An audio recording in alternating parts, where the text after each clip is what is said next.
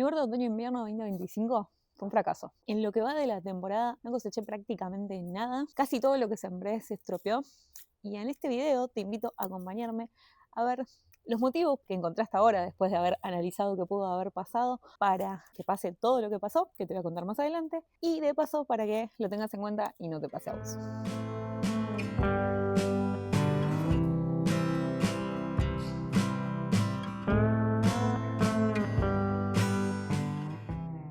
Hola amigos de la huerta, soy Vane y como les decía en la intro, el video de hoy es un poco un análisis de qué pasó, que mi huerta de otoño-invierno para mí fue un fracaso.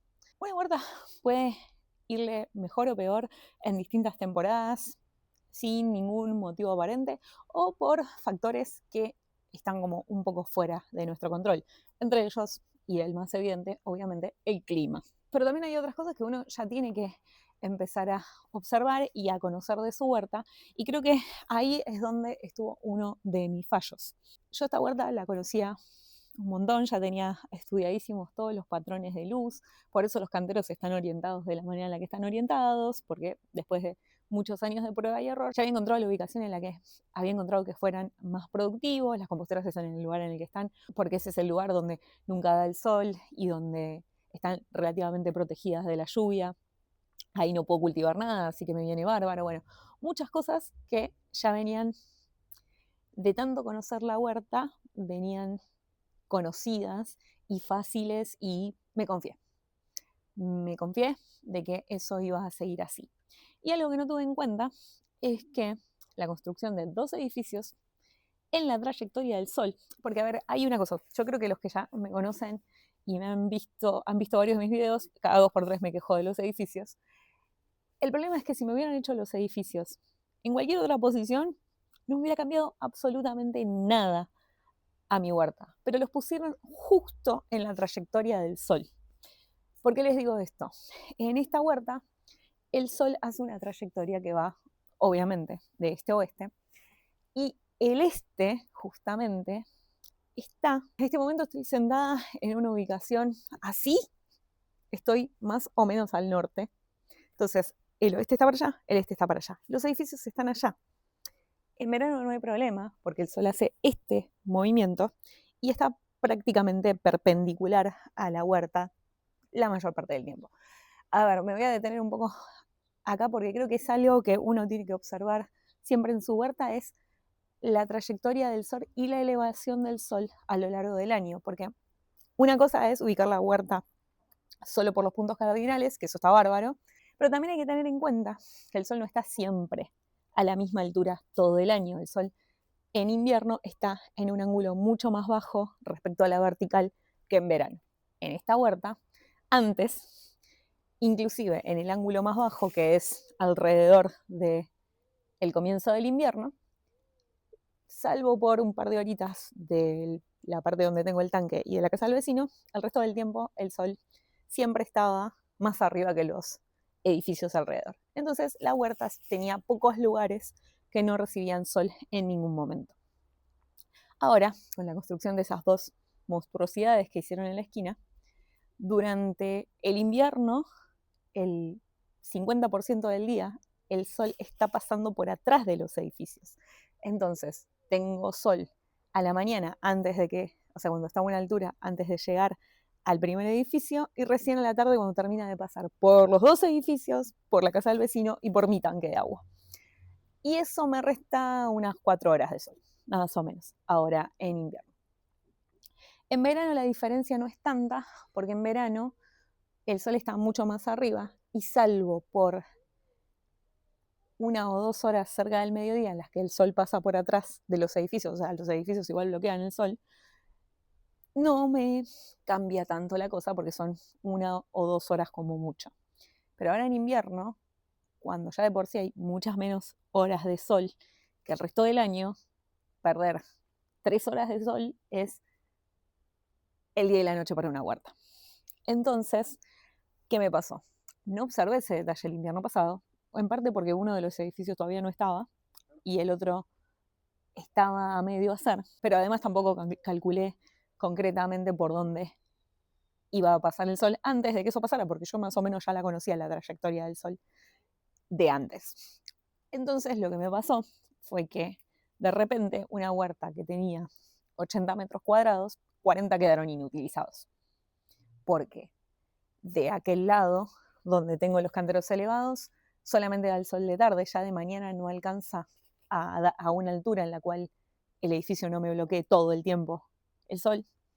Y a la tarde son muchas menos las horas en las que el sol está en una posición que pega directo en esa zona. Entonces, por lo menos de los 9 canteros que tengo elevados, 3 ya quedaron completamente anulados en invierno. Vamos a ver esta primavera hasta dónde se habilita lo demás. Y en cuanto a esta parte que tengo los canteros en el suelo, hay 3 que reciben sol en una cantidad de horas suficiente como para que algo crezca, que son los que se ven más productivos, y los otros 3 están prácticamente en desuso porque hay uno al que no le da absolutamente nada del sol en ningún momento y a los otros 2 les da una partecita muy chiquita, un par de horas a esta hora y ya está. O sea, un par de horas alrededor de las 2 de la tarde. Y después ya está, ya se acabó el sol. Entonces, para la mayoría de los cultivos de huerta, y particularmente los de otoño e invierno, que todos son relativamente demandantes de luz, el 50% de mi huerta está inutilizada por completo. Todo lo que siembre ahí no va a prosperar porque no tiene suficiente luz. Va a crecer lento, raquítico y probablemente no tan productivo como en una zona con la cantidad de horas adecuadas de luz. Y esto se los comento para que lo tengan en cuenta cuando estén empezando una huerta o si su huerta tal vez no es tan productiva como ustedes esperaban, evalúen si la cantidad de horas de sol que tiene su huerta es suficiente para las cosas que están plantando. Porque tal vez el problema que tengan es que tienen muchas menos horas de luz que las que ustedes necesitan para tener cultivos productivos. También la falta de observación me jugó en contra porque este año la lluvia se comportó de una manera extraña. Acá en invierno llueve, más que en verano generalmente. Particularmente en otoño, más que en verano. Pero por ahí tenemos 10 días de llovizna ininterrumpida, molesta, obvio, y un montón de humedad, pero no tenemos lluvias torrenciales. Entre marzo y mayo hubo varias veces tormentas en las cuales llovió muchísimo torrencial. Lo peor de todo fue en mayo que llovieron 200 milímetros y llovieron todos juntos en un solo día. Y torrenciales, no es que fueron lloviznitas, fueron 2 días, un día y un poquito más de lluvia completamente torrencial, sin parar.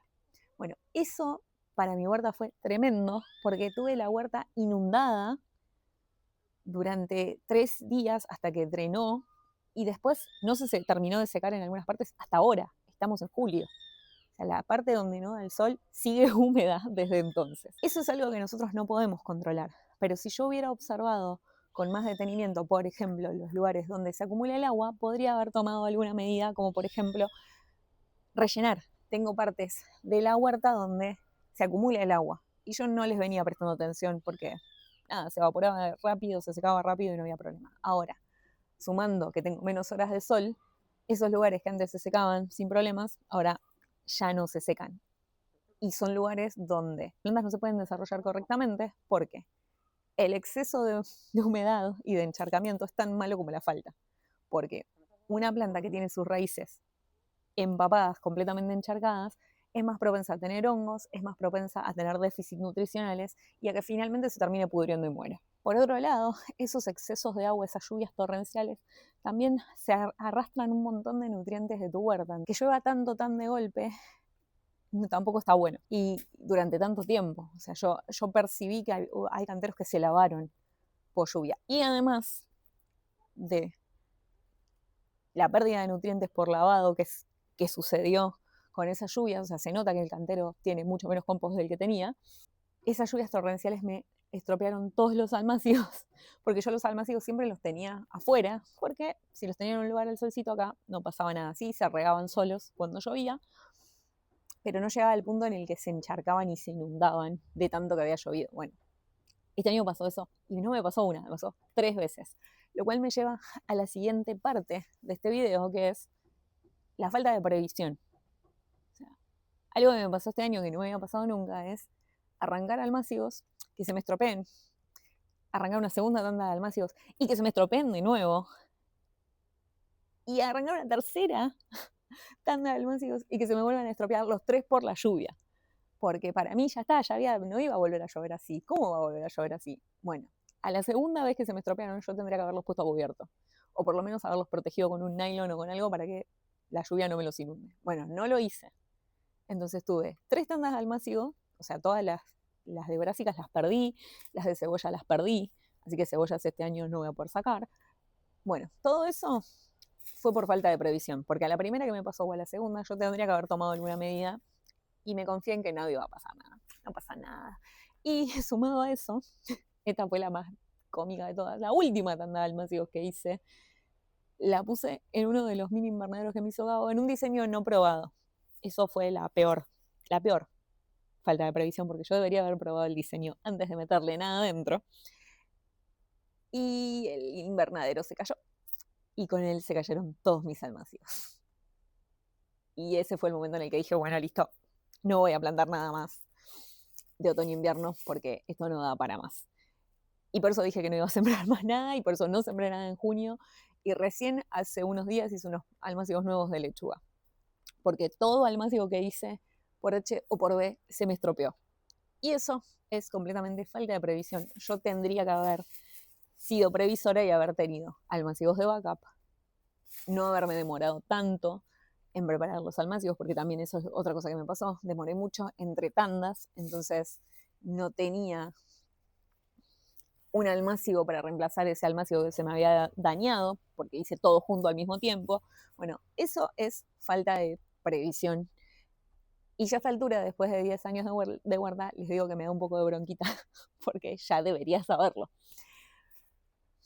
Otra cosa que también tuvo una cuota de falta de previsión fue el hecho de que anulé 2 canteros enteros durante todo el otoño con la lufa, porque la planté en un lugar que necesitaba para los cultivos de otoño-invierno, que era el lugar donde tengo las rejitas para treparlas, para que trepen las arvejas, con lufa. Y la lufa se terminó a fines de junio. Tuve en sombra y anulado casi 4 canteros, porque se pasaba para el otro lado, durante todo el otoño. ¿Por qué? Porque no tuve en cuenta que la lufa se hace gigante y que por más que uno la enriede y todo, la lufa se sigue trepando y se sigue trepando y se sigue trepando. Entonces hay que ponerla en un lugar donde sepas que por 7, 8 meses no te va a importar nada. Y eso también fue una falta de previsión de mi parte, porque debería saberlo, no es el primer año que cultivo lufa, debería haberme dado cuenta que una lufa en el lugar donde estaba me iba a anular todo. Todas estas cosas que les estoy diciendo es un poco compartirles mi experiencia para que ustedes las extrapolen a sus huertas y vean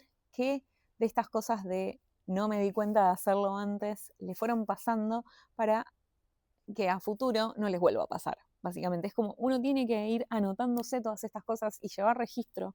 Por eso les digo siempre que anoten y lleven registro de las cosas que hacen en su huerta, porque esas cosas uno se las olvida a veces. A mí ya me ha pasado varias veces que me olvido de cosas. Y si uno las anota, de última tiene ese registro y tiene esa información más o menos a mano como para que no nos vuelva a pasar. Y el último motivo, en mi opinión, fue la falta de planificación. Yo no hice una planificación de la huerta de otoño-invierno. Empecé a sembrar a medida que iba teniendo los canteros listos. Entonces puse, por ejemplo, en este cantero de acá, cosas que las podría haber puesto en un lugar con menos luz y no me quedó espacio para poner cosas que necesitan más luz y que necesitan más sol, como las arvejas, podría haber puesto arvejas ahí y no las puse. Bueno, no planifiqué correctamente, un poco por esta falta de observación que les decía al principio y un poco por vagancia, no les voy a mentir. No hice ninguna clase de planificación, empecé a preparar almácigos sin ton ni son y fui ubicando en lugares a medida que se iban desocupando las cosas de verano. Bueno, eso fue un pésimo error. Uno cree a veces que la planificación no importa tanto. Sí importa. Mínimamente un croquis dibujado como puedas es más útil que empezar a plantar así sin ton ni son por cualquier lado, porque en una huerta como la mía, que es fija, o sea, si es una huerta en maceta que vos podés ir moviendo las cosas, porque podés ir moviendo las macetas, todo esto es mucho más fácil. Pero cuando las cosas están fijas en el suelo, ya está. Una vez que las plantaste y enraizaron, no hay mucho para hacer. En resumidas cuentas, mi huerta de otoño-invierno no rindió ni remotamente lo que yo esperaba. A la fecha, lo que me queda por cultivar son algunas lechuguitas, porque la mayoría ya las levanté o me las estropeó la lluvia. Hay muchas que se pudrieron por el exceso de humedad, como les decía antes. Y me quedan unos acusais y algunos brócolis, pero viene todo muy lento. Cebolla calculo que no voy a poder sacar ninguna. Vamos a ver en noviembre los ajos. Los ajos pareciera que van a ser algo bastante productivo. Y la verdad que no mucho más, porque arvejas tengo muy pocas y no va a ser una cantidad que me permita consumir un montón de arvejas. Con suerte haré una ensalada con la cantidad de arvejas que tengo.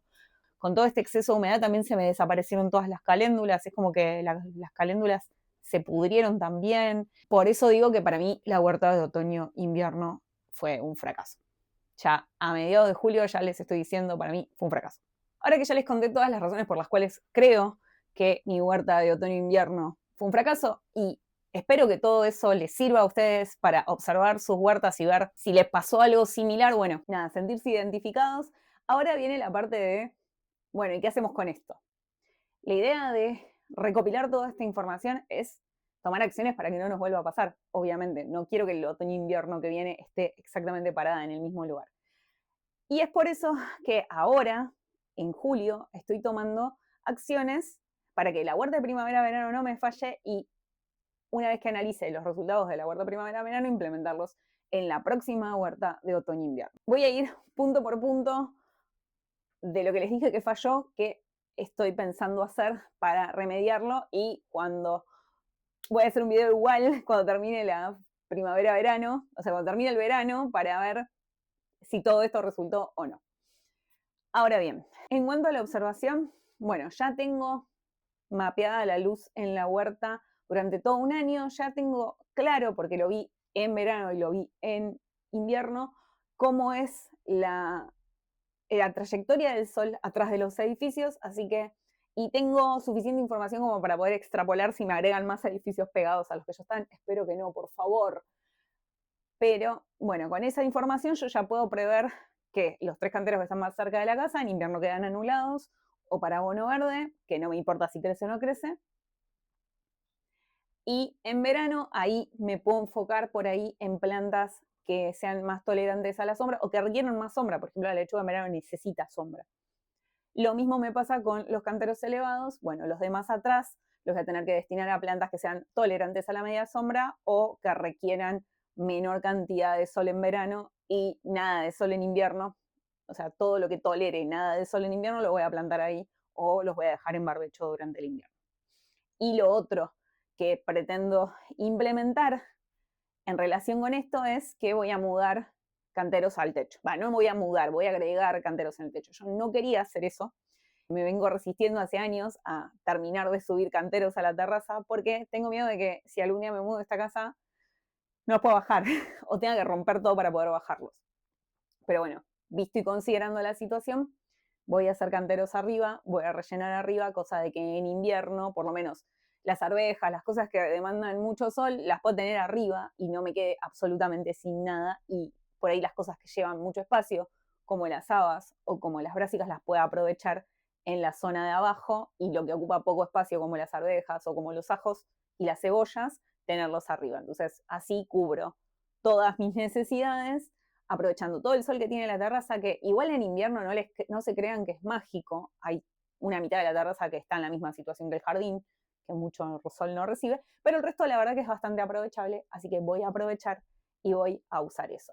Y en cuanto a estos excesos de lluvia que me encharcaron por todos lados la huerta, bueno, ya tengo identificados los lugares donde se forman charcos profundos o que cuesta mucho más que la tierra drene, ahí voy a rellenar con tierra común para que en la próxima lluvia torrencial que venga, eso no se encharque. Eso es algo que tengo, un proyecto que tengo que hacer.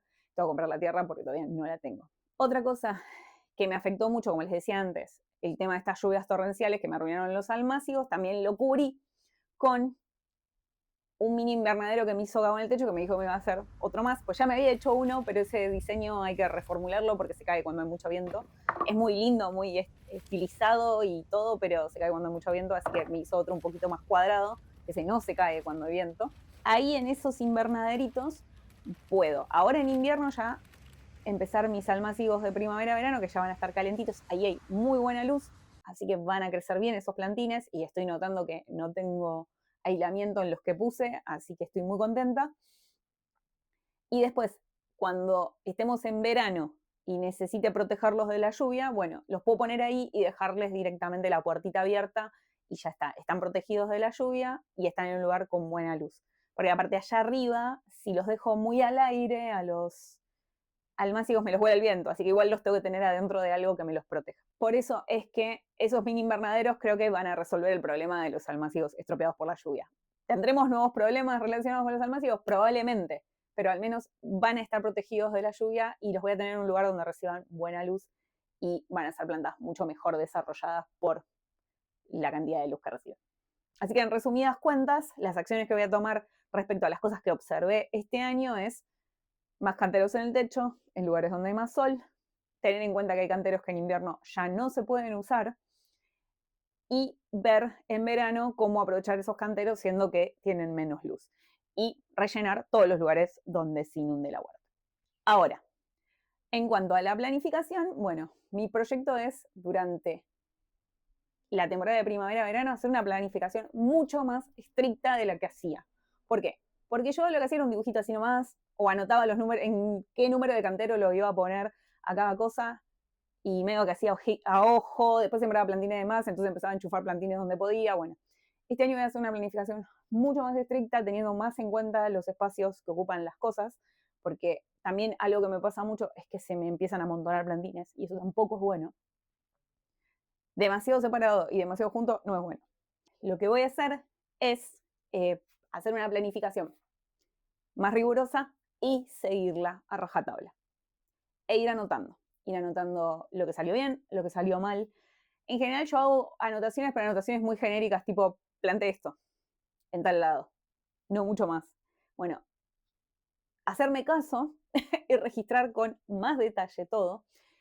Y acá es donde les digo, no hace falta tener uno de esos cuadernos de huerta que andan dando vuelta, que lo vi el otro día que me llegó la promoción para comprarlo y que sale una pequeña fortuna. Un montón de hojas borrador con un clip o en una carpeta, suficiente. Yo tengo un cuaderno que lo tengo hace años, que ahí voy anotando, pero este año voy a cambiar a uno más grande porque yo quiero hacer dibujos y en ese cuaderno no me entran los dibujos. Tengo que estar agregando hojas pegadas al cuaderno, que para eso me agarro un cuaderno grande. Pero la idea es que no necesitas un cuaderno súper cheto prolijo con un montón de hojas borrador, alcanza mientras eso lo guardes en algún lado que te acuerdes y puedas ir a consultarlo después. Inclusive planillas de Excel, qué sé yo, lo que más les gusta, pero la idea es que haya registro. Y acá es donde yo fallo mucho, en el tema del registro, porque empiezo así muy para arriba y después me empiezo a relajar. Bueno, el proyecto es primavera-verano, no, me voy a relajar con esto, porque así puedo lograr los resultados que quiero de una vez por todas. Con respecto a este tema de la planificación, el próximo video que voy a hacer sobre la preparación de la huerta para la temporada de primavera-verano va a ser específicamente esto. Voy a tratar de mostrarles en el video cómo es mi proceso de planificación, qué voy a hacer más estricto este año que no venía haciendo años anteriores, y lo voy a tratar de ir documentando todo para que les quede a ustedes como referencia de qué cosas tengo en cuenta y qué cosas nuevas y voy a incorporar ese proceso. Así también, si ustedes me siguen con esto, a final de la temporada podemos comparar resultados. Ya les conté todos los motivos por los cuales yo considero que mi huerta de otoño e invierno fue un fracaso. Y ahora lo que los invito a hacer es a analizar ustedes mismos también qué es lo que se puede controlar en una huerta. Hay muchos factores que nosotros no podemos controlar, como por ejemplo el clima, lo que hacen nuestros vecinos, nuevas edificaciones, cómo crecen ciertos árboles. Bueno, hay muchos factores que no podemos controlar. Los que sí, bueno, es bastante fácil resolverlo, porque es tomar una acción para controlarlo y ya está. Acá se mete la mano de mi otra vida, que trabaja en calidad. Hay que analizar qué de estas cosas que no podemos controlar nos afectan de forma tal que nosotros tenemos algo que podamos hacer para bajar el riesgo de que esas cosas nos impacten.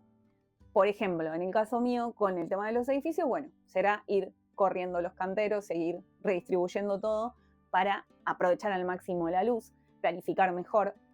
Distintas cuestiones para bajar el riesgo de que mi huerta sea un fracaso la próxima temporada. Bueno, esas son las cosas que los invito a ustedes a analizar y que me cuenten en los comentarios si ya les pasó algo de todo esto, cómo los afectaron los cambios climáticos que vienen habiendo medio locos este último año, si han tenido vecinos que les construyeron cosas y les arruinaron la huerta, o cosas por el estilo. Seguro que algún imponderable este año tuvieron. Cuéntenme cómo les fue y si consideraron que fue un éxito o que fue un fracaso en lo que va, porque todavía nos quedan 2 meses más de invierno. También los invito a que me dejen en sus comentarios cosas que les gustaría que analicemos entre todos, a ver qué ideas se nos pueden ocurrir y si juntamos suficientes preguntas a fin de mes o el primer fin de semana de agosto hago un vivo y las charlamos en vivo entre todos. Así muchas cabezas piensan más que una sola y por ahí podemos encontrar soluciones creativas que nos puedan servir a toda la comunidad. Como les digo siempre, gracias por quedarse hasta el final del video. Si te gustó, déjame tu like. Ya los invité a dejarme sus comentarios con sus dudas, sus consultas y sus impresiones sobre esta temporada de otoño-invierno. Y si te gusta mi contenido, te puedes suscribir al canal. Nos vemos en el próximo video.